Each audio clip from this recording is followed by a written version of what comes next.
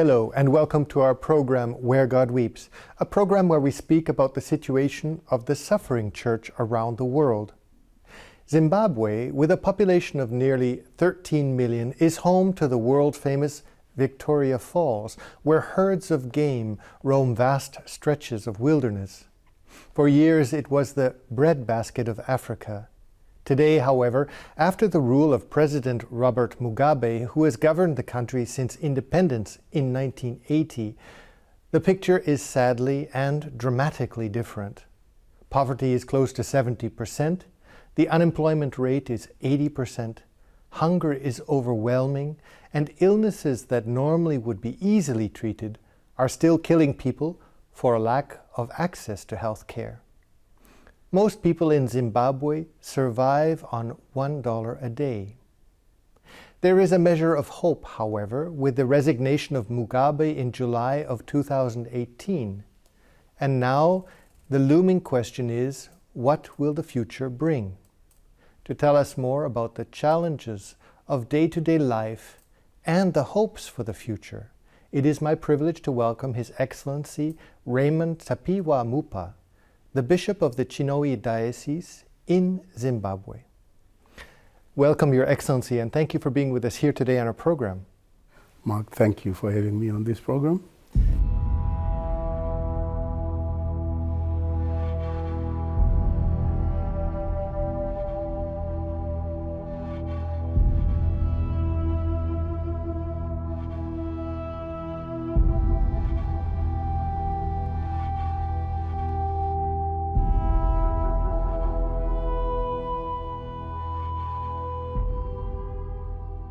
Your Excellency, you were ordained a bishop by Pope Francis in April of 2018. What gave you strength? What was it in you that you felt, okay, I can take on this responsibility? I am a Redemptorist.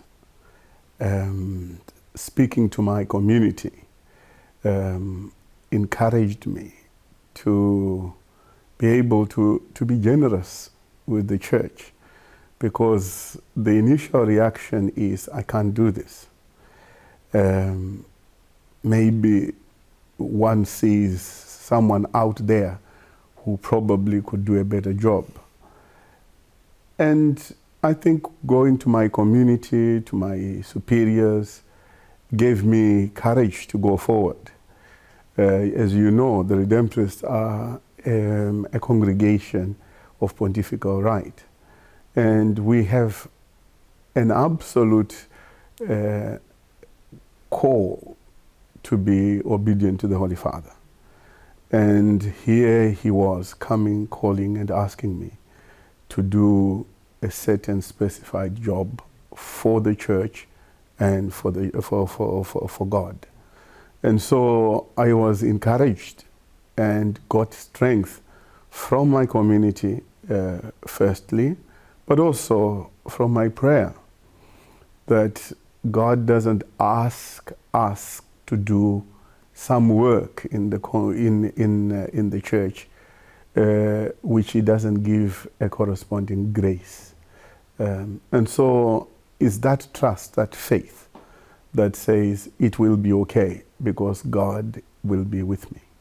This elevates, in a certain way, your voice, certainly now on the level of a bishop, but also within society. The church is very highly regarded in Zimbabwe. How do you see and where do you lay your priorities now in function of this, let's say, more public presence? Well, thank you for that question.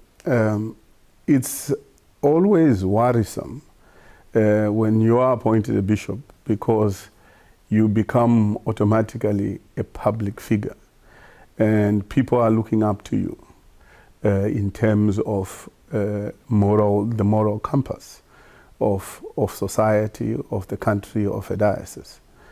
And so it puts you right up there on a pedestal. And so given that, one feels, a weight on one's shoulders. To be an example, to be the voice of the church. And so, I mean, I'm aware of that responsibility. And perhaps that then says that there is need to be more focused on the work that is before me. Zimbabwe, as we know, is a country that has struggled over the last decades. It used to be a very wealthy country. It was known as the breadbasket of Africa, and I believe even Zimbabwe exported food to Zambia and to South Africa. Today, as we know, the poverty rate is about 70%. How would you describe the day-to-day life of a parishioner, of a family in your diocese? Indeed, we speak about Zimbabwe as having been the breadbasket of Africa. Zimbabwe is a country with a lot of potential. And because of that, one can say it should be able to feed itself, and it should be able to sustain other countries as it used to in the past. When I look at the situation now, it's worrisome because our people are struggling. There is an increase in poverty. Those who in the years ago who used to be well off, like teachers, like policemen. I come from that background. My father was a policeman. They used to be able to look after a family well, to send children to school, to see them through university on that income. But now what we see is that all of a sudden they are unable to. The teachers who used to be the middle class of society, all of a sudden find themselves below the poverty datum line. And so do also the policemen and the soldiers. And most of the civil society, those who work in the civil service, they too, despite going every day to work, are unable to sustain themselves. You ask me about a family in Chinhoyi. It's, I would say, 80% of our families are struggling. Life is a struggle. You see it on their faces. You see it in their children. You see it in what they wear. Most of the children who, at the beginning of, at the start of independence, would naturally go to school, their parents no longer can afford to send them to school. Now are being used as part of child labor just to make ends meet. They have to augment whatever is being earned by the parents, in various forms. And it's painful to see that. It causes one's heart to break and one to tear, because it's something that has now become the order of the day. The challenge, of course, is that Zimbabwe, as we've mentioned, is not only agriculturally rich, but is also enormously rich in minerals. It has diamonds, platinum, and gold. And my question to you is, has the wealth of this country been a curse or a blessing? Well, Mark, wherever you find good, you say there is potential, and God has blessed us. Wherever you find minerals, you find agricultural land, one would naturally and normally say it's a blessing.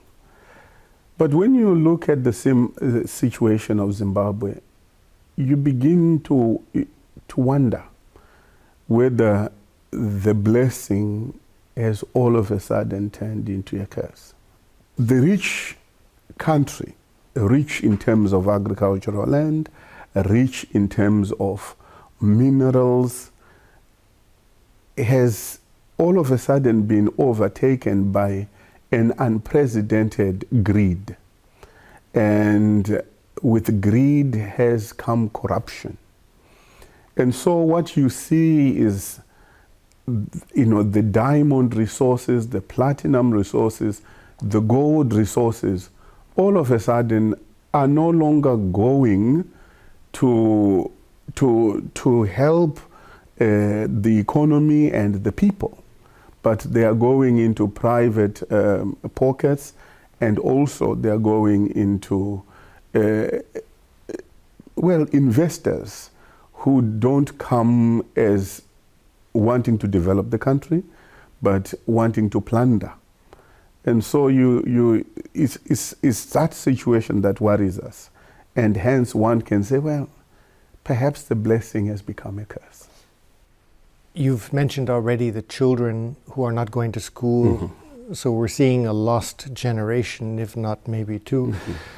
Also, the question of the economy, I believe people are living on approximately $1 a day, yeah. Let's say the great majority of the population. How quickly do you see, with the new government, the opportunity for the economy to recover? How many generations are we going to be looking at before we can start to see people being able to live a life worthy of their dignity? Mark, it's a difficult one. Because when you look at the present government, or shall we say the new government, one looks at it through the eyes of many people who still feel that the election was robbed, or the results were fixed. I'm not speaking here about just a few thousands, but we are here talking about the general urban population that still are not happy with the outcome of the election. And as you probably know from following the issues, the results were contested in the Constitutional Court, and a judgment was given in favor of now the present government and the present president. But still, having seen the court proceedings on live on television, people were still divided on whether the judgment was impartial. Now, that doesn't create an environment that is investor friendly. The investor is worried about the security of his investment, and they look at the potential of an upheaval in such circumstances. And so what does the future hold? We worry. Perhaps now one can say, maybe given the contestation of the election, perhaps it's time to look at maybe a government of national unity that brings the two warring parties together. Perhaps that could bring back investor confidence, and that could put to bed the cries of the ordinary people on the streets. Your Excellency, we're not only talking about jobs and employment and education, as we've mentioned, mm-hmm. but also health care. Yeah. And the fact that millions are dying for relatively, let's say, combatable diseases, mm-hmm. simply because the health care is not there. Mm-hmm. What are the illnesses that we are talking about, and what is the state of health care in Zimbabwe today? That question is speaking to an area that has become very problematic. When you look at the healthcare system in the 80s, We probably were leaders, maybe only second to South Africa. We were able to take care of our own. There were medicines in the pharmacies and in the hospitals. Right now, we are talking about almost perhaps hospitals that have nothing in the shelf or very little.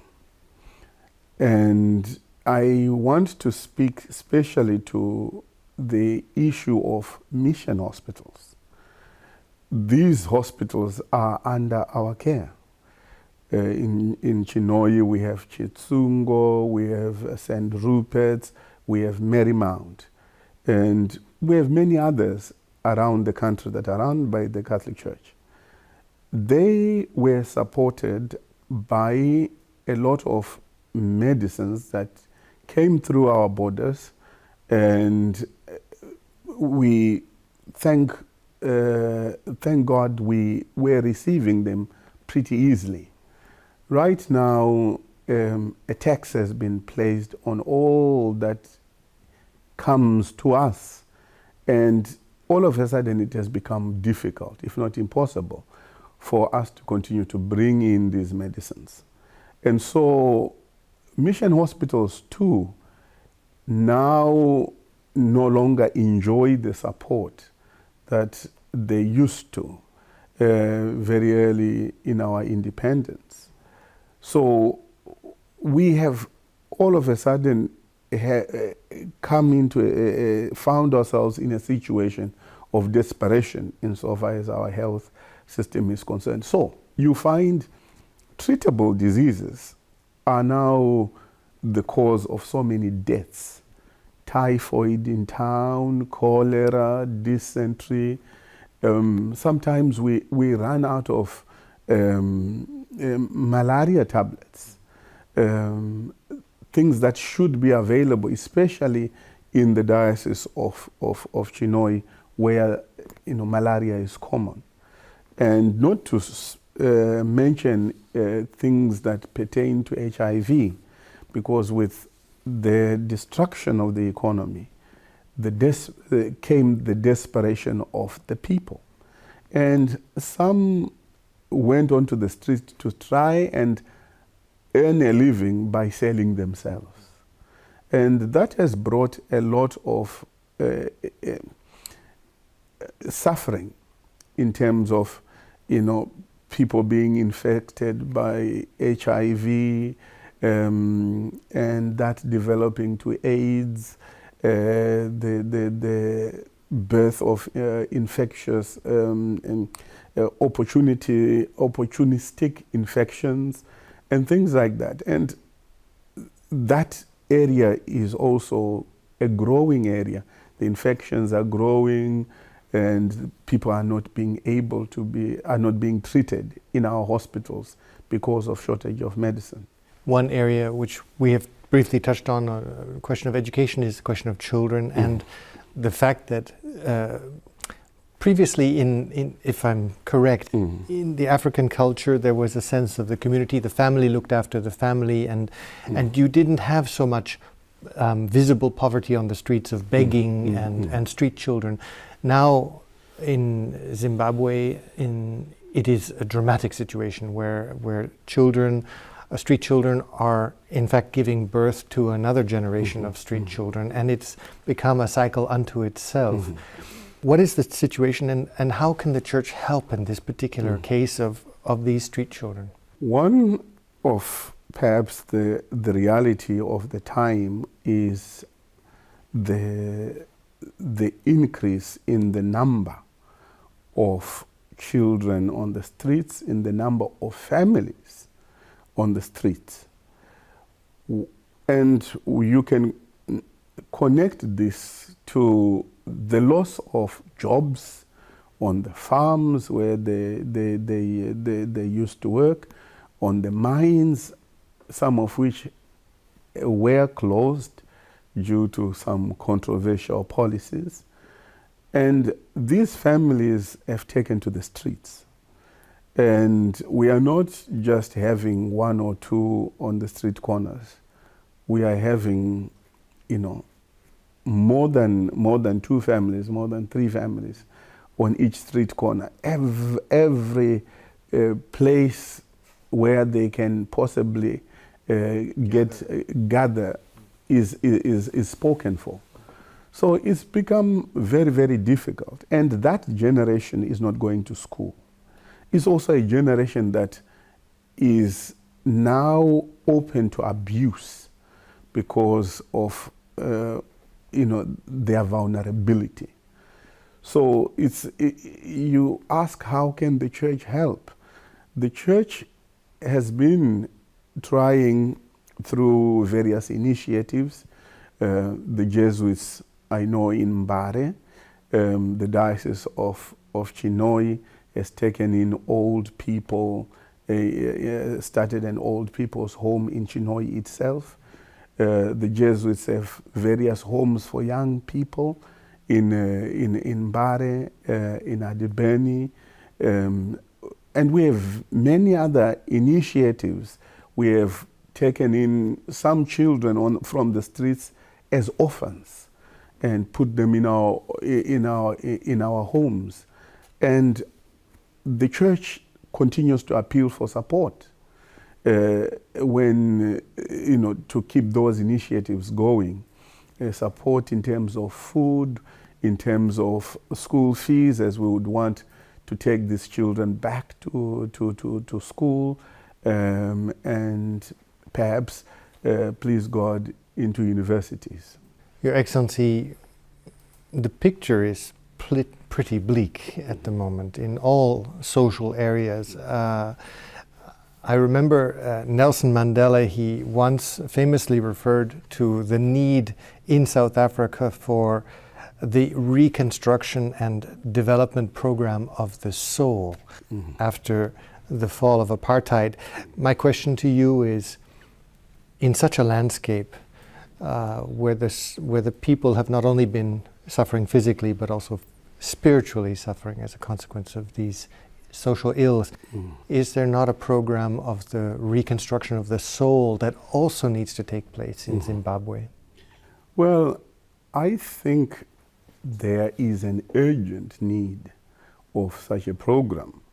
And perhaps one can say that the church has already been working in that area for a very long time to try and bring back people to a sense of moral values, even in the difficult circumstances in which we find ourselves. And it's not just been the church working with and for the poor, trying to give them a sense of value, but it's the church speaking to institutions of power. When you look at the many pastoral letters that the bishops from as way back as the 60s have been writing right to the present day, these pastoral letters have been really geared at working on the soul, working on a person's heart and person's conscience. And especially now, we are challenged by issues that pertain to corruption, greed, the things that have taken away the bread from the tables of the poor. And these are the things that we have been challenging as a way of trying to renew the human heart, the hearts of our leaders, the heart of those in industry and in the government, but also the heart of the ordinary person. And so I would agree indeed with Nelson Mandela that there has to be a program that works on the soul and that renews the soul of each and every person in our country. Ultimately the nation. Yes. Don't you get frustrated? Don't you despair when you are confronted day after day after day with the same challenges, with the same poverty, with the same cry for help and the frustration because you can't help as you would like.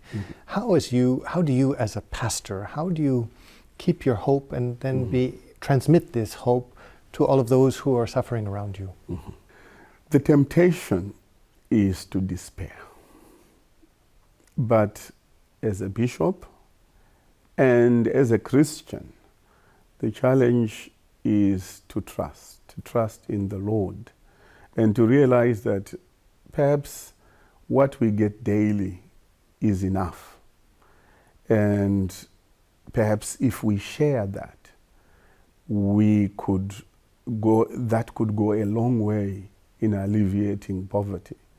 Yes, sometimes you have situations where you have nothing to give in terms of food.